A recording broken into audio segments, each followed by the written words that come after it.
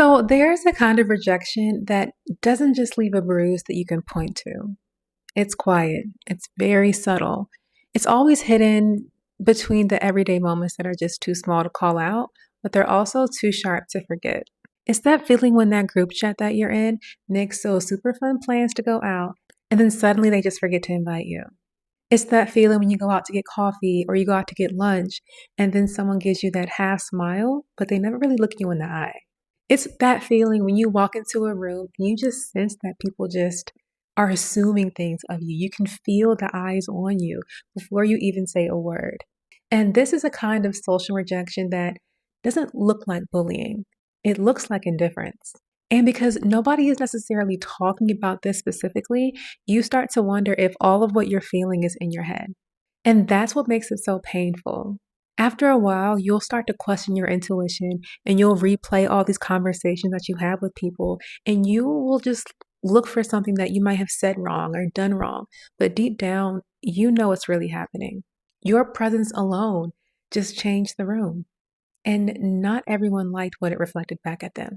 So over time, those very, very, very small moments, they just start to stack up. And after a while, girl, you just stop expecting the invitations to go out and you stop opening your heart up to others and you start assuming that in order to get closeness, you're going to end up competing with someone unintentionally. So you start to keep parts of yourself hidden from the general public. And you convince yourself that being the outsider is safer than being misunderstood in a friendship that you may not want to be in. But I'm literally here to tell you that isolation isn't the peace that you think it is. It's protection turned into a habit.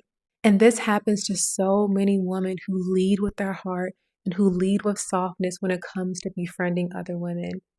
The ones of you who are kind, warm, put together, the ones who make life look easy even when it's not, people will project onto that kind of woman. They see what they want to see in you. They see the confidence, the beauty, the ease, but they don't stop to think about how much she had to survive in order to look that composed and pretty. When people can't access your insecurity, they will literally create something for you to be insecure about.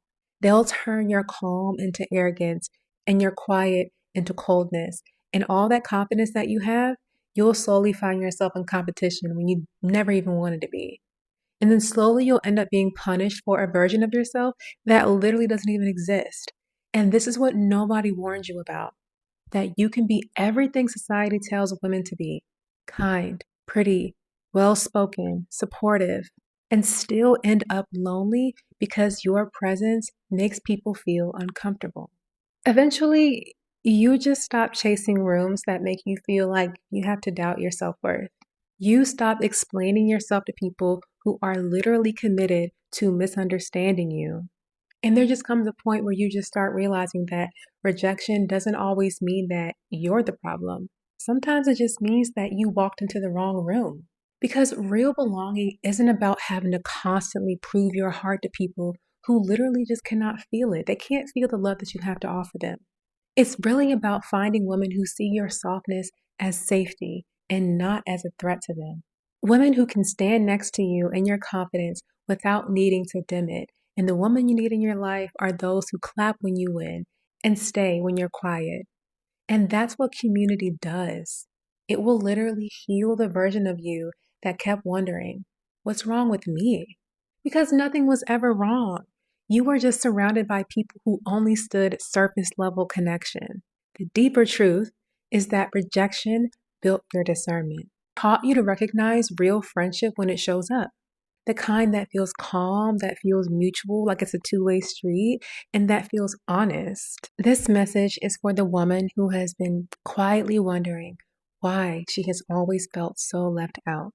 I'm here to tell you today that you are not invisible. You're not unrelatable as a woman. You were just surrounded by people who couldn't meet you emotionally. And the Pretty Girl Survival Group Chat is the space for women who are done pretending that they're fine being alone.